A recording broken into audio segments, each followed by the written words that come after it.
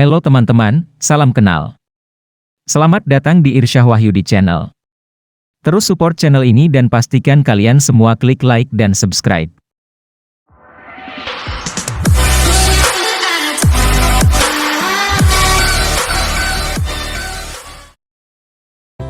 Bismillahirrahmanirrahim. Assalamualaikum warahmatullahi wabarakatuh. Hello everyone, welcome to my channel. Selamat datang semuanya di Irsyah Wahyudi Channel. Oke, terima kasih atas support yang sudah diberikan baik di kolom komentar maupun yang sudah DM Irsyah Wahyudi Channel. Kali ini saya coba untuk berbagi mengenai prediksi soal pretest pedagogik bahasa Inggris berdasarkan kisi-kisi PPG Daljab tahun 2022. Oke teman-teman, banyak yang bertanya di kolom komentar apakah pedagogik untuk seleksi akademik PPG Daljab 2022 menggunakan bahasa Indonesia atau bahasa Inggris. Kalau berdasarkan pengalaman yang saya ikuti di uji pengetahuan PPG Daljab tahun 2021 kemarin itu kami melaksanakan UP menggunakan pedagogik menggunakan bahasa Inggris, begitu juga dengan profesional. Jadi yang menggunakan bahasa Indonesia hanya bentuk soal sosial kepribadian. Jadi di sini saya akan coba berbagi juga tentang prediksi soal pretest pedagogik yang menggunakan bahasa Inggris berdasarkan kisi-kisi PPG Daljab tahun 2022. Oke, mari kita simak ke indikator yang akan kita bahas. Di sini saya akan coba membahas indikator atau CP dari nomor 21, yaitu dimulai dari indikator disajikan deskripsi tentang teknik penilaian yang digunakan oleh seorang guru peserta menganalisis prinsip penilaian yang digunakan ini masuk ke dalam standar penilaian.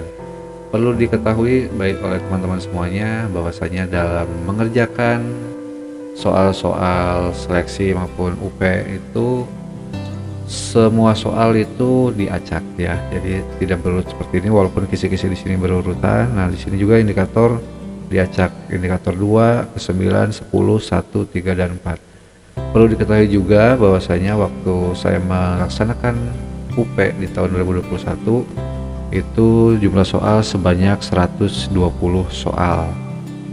Nah dengan PSEGRIN 70 berarti teman-teman semuanya harus bisa memprediksi juga tuh. Dalam 120 soal teman-teman semua harus bisa benar sebanyak 84 soal minimal gitu untuk sampai passing grade ya. Baik, kita langsung ke indikator yang pertama.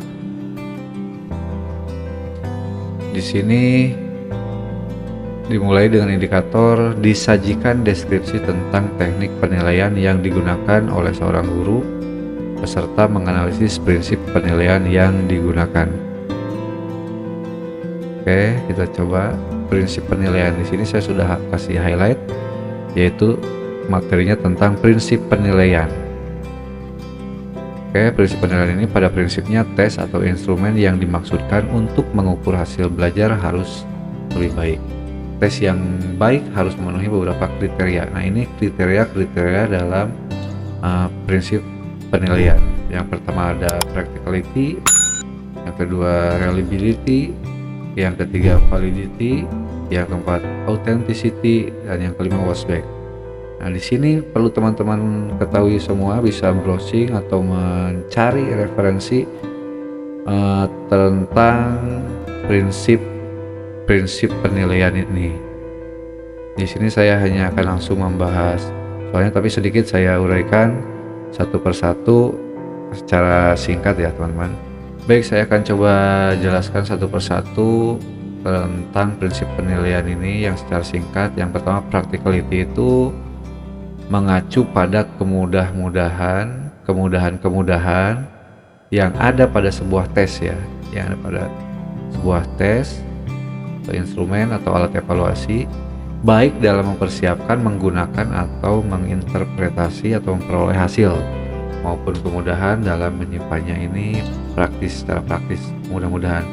Yang berikutnya tentang reliable atau reliability. Reliability ini sama halnya dengan beda kriteria dengan praktis. Prinsip penilaian Reliable itu kalau saya kasih kata kuncinya, clue-nya itu konsisten ya, ajeg ya. Reliabilitas itu adalah tingkat keajegan atau konsistensi suatu tes, yakni sejauh mana suatu tes itu dapat dipercaya untuk menghasilkan skor yang ajeg relatif tidak berubah walaupun diteskan pada situasi yang berbeda-beda. Jadi ini untuk suatu tes dapat dikatakan reliable itu atau handal sama bila diteskan pada kelompok yang sama pada waktu atau kesempatan yang berbeda. Untuk yang ketiga, validity ini secara valid ya, tes mengacu pada tingkat ketepatan tes tersebut sebagai alat ukur hasil belajar siswa. Ini valid ya. Suatu tes instrumen dikatakan valid apabila tes atau instrumen tersebut dapat dengan tepat mengukur apa yang hendak diukur. Authenticity itu penilaian autentik yang menyajikan siswa dengan tantangan dunia nyata yang mengharuskan mereka untuk menerapkan keterampilan yang relevan dan pengetahuan mereka. Yang berikutnya itu dampak tes. Ini udah jelas untuk dampak tesnya. Kita mengacu ke soalnya ya teman-teman. Kita lihat soalnya dalam bentuk bahasa Inggris. Students are given multiple essay sets. Assessor grade the first essay on each student's paper before grading the second essay. This allowed the evaluator to apply the same set of criteria at a time, which principles fit the situation. Oke, kalau menemukan pertanyaan atau soal seperti ini, kita harus memahami juga prinsip penilaiannya. Di sini kata kuncinya, clue-nya itu asesor grade the first essay on each student paper before grading the second essay. Jadi di sini ada kata kuncinya yaitu the same set of criteria at a time. Jadi teman-teman bisa juga melihat bentuk soal dari kata kuncinya itu yang tadi dipahami. Ada same set a criteria at a time. Di sini kata kuncinya apakah was back, ataukah validity, ataukah reliability, authenticity, practicality. Kalau di sini mengujikan konsisten ya, same set criteria at a time, itu konsistenan prinsip penilaian masuk pada reliability. Jawaban yang paling tepat itu yang C. Oke teman-teman, next kita ke indikator berikutnya. Di sini ada indikator disajikan kegiatan pembelajaran, peserta dapat menentukan metode pembelajaran yang sesuai. Di sini ada kata kunci metode pembelajaran. Kita lanjut ke soal.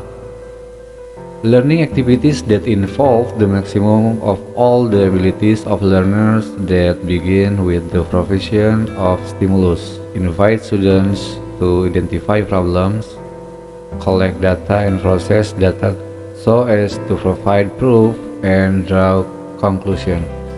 Di sini perlu kita ketahui ada metode pembelajaran. Di sini saya tampilkan the right model used for learning activities above is. Di sini ada kata kunci di sini stimulus ya. Nah, di sini penjelasan stimulus, terus mengidentifikasi masalah, invite student to identify problems, collect data. Nah, sampai sini, sampai conclusion itu mengacu pada jawaban discovery learning.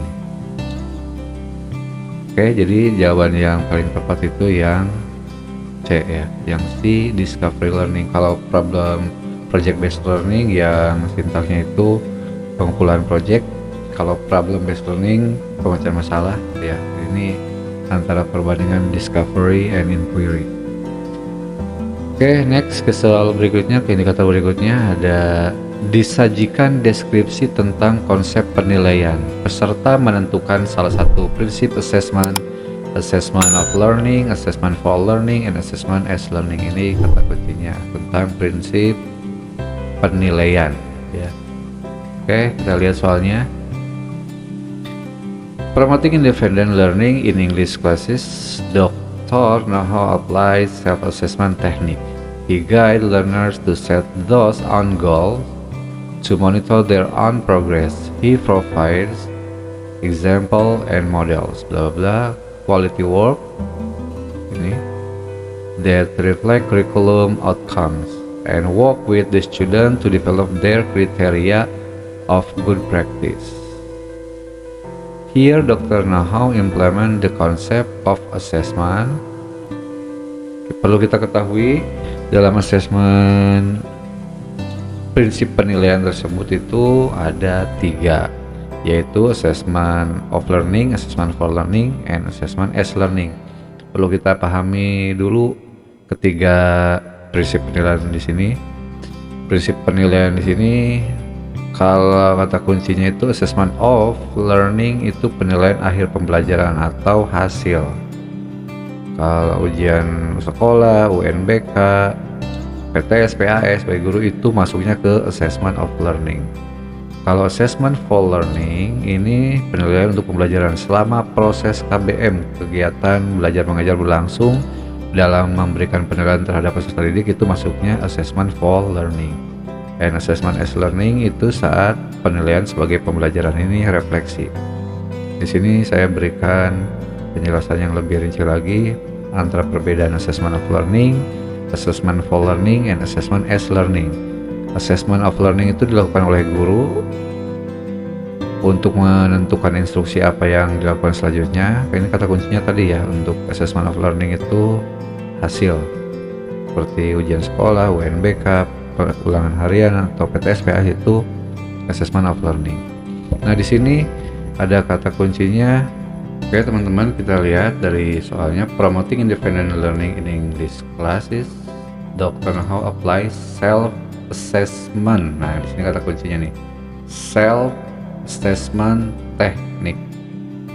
Jadi mempromosikan pembelajaran mandiri di kelas bahasa Inggris, Dr. Nahau menerapkan teknik penilaian diri. Nah, ini untuk penilaian diri sendiri masuknya kemana? Apakah assessment of learning, assessment for learning, atau assessment as learning? Untuk refleksi di sini masuknya ke penilaian diri sendiri atau termasuk jawab ini.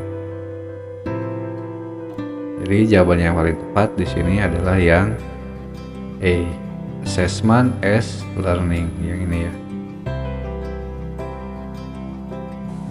Oke teman-teman, indikator berikutnya, indikator 10, disajikan kegiatan pembelajaran peserta menentukan teknik dan strategi pembelajaran. Ini soalnya, learning a new topic can be challenging for students. To motivate them to learn with enthusiasm, a teacher may use empathetic communication strategy by. Oke, di sini ada kata kuncinya. Yang pertama, learning a new topic. Yang kedua, to motivate them.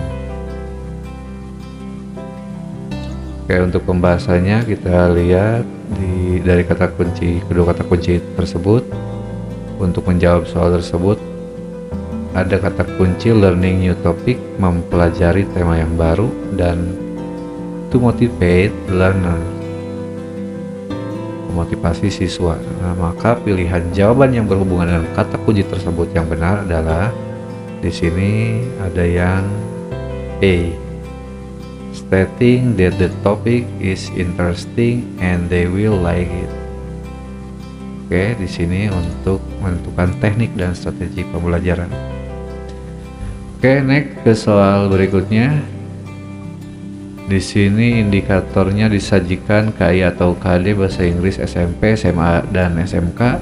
Peserta merumuskan indikator pencapaian kompetensi yang spesifik, terukur, praktis, sesuai alokasi waktu. Dan di sini ada soalnya, when assigning the learner in the closure section of the lesson plan, remember that students need to be able to perform their skill on their own. So keep the following thing in mind except. Sini kecualinya. Dari hal tersebut kecualinya, kita melihat assigningnya di sini. Maka dalam pembahasannya untuk menjawab soal tersebut menemukan kata kunci assigning and closure di sini of lesson plan dan memahami kegiatan pada tahap tersebut. Nah, di sini maksud pengertian assigning di sini penilaian yang dikembangkan dalam lesson plan ya, lesson plan LPP. Kemudian proses closure-nya itu section as a lesson plan, tahapan penutupan ketika mengembangkan LPP. Dari jawaban di atas yang bukan merupakan indikator dalam penilaian pada tahap akhir lesson plan, yaitu yang D ya. Ask the model student to share their tasks to their classmates. Di sini udah jelas yang membuat koneksi antara ya yang D untuk yang bukan accept. Oke, next ke indikator berikutnya. Di sini disajikan satu tujuan pembelajaran. Peserta dapat menentukan metode atau teknik atau strategi pembelajaran. Yang kedua materi pembelajaran, yang ketiga media pembelajaran atau assessment. Nah, di sini teknik ya. Mr. Yamin like to use games as one of the teaching method to teach speaking skills. He believes that by using games, the student can learn without even realizing it. He believes this is a learning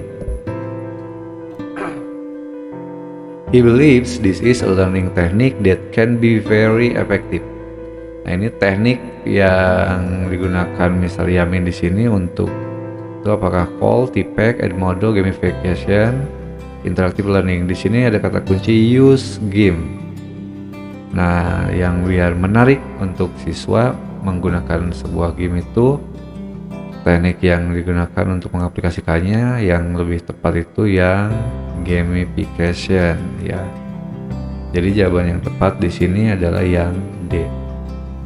Oke, next untuk soal berikutnya, disajikan satu tujuan pembelajaran, peserta dapat menentukan jenis evaluasi yang tepat, portofolio, esai, multiple choice, closed test matching. Soalnya kita baca, an English teacher want to evaluate students speaking ability performance. Nah, di sini ada kata kunci speaking ability performance. To assess it, the teacher should use kata kunci speaking. Kalau speaking apakah esai? Saya rasa ini tidak ya, esai. Close test. Kalau portofolio untuk penampilan kemampuan berbicara itu melakukan monolog test. Yang tepatnya itu jadi jawabannya adalah yang D. Oke, next yang saya berikan soal yang terakhir. Di sini disajikan sebuah KI atau KD, SMP, SMA atau SMK. Peserta mampu merumuskan tujuan pembelajaran bahasa Inggris yang memuat unsur behavior C1, level kognitif 1, remembering, kognitif 2, C2, understanding, C3-nya applying, C4-nya analyzing, C5-nya evaluating. Ada yang C6-nya itu creating ya, creating. Nah, di sini soalnya there is basic competence which state that students are able to differentiate between compound and complex sentences correctly. Nah, kata ujinya. The learning objective measure that cognitive level of. Nah, di sini differentiate, membedakan antara, berarti ini kan perbandingan. Kita lihat di taksonomi belum versi yang setelah direvisi untuk membandingkan atau membedakan, di sini masuk ke C2, membandingkan atau membedakan. Untuk jawabannya berarti di sini ke yang understanding. Oke, begitu ya teman-teman. Oke, mungkin itu saja pembahasan soal prediksi soal terkait seleksi akademik PPG dalam jabatan tahun 2022. Semoga bermanfaat bagi teman-teman semuanya yang mau melaksanakan seleksi akademik. Semoga saya doakan untuk dimudahkan dalam menjawab soalnya dan dengan hasil yang lulus. Tetap support dan dukung terus channel Irsa Wahyudi. Sekiranya ini bermanfaat, teman-teman bisa klik like, share, komen, and subscribe. Bagikan ke teman-teman yang membutuhkannya. Oke, see you next time. Bye bye. Assalamualaikum warahmatullahi wabarakatuh.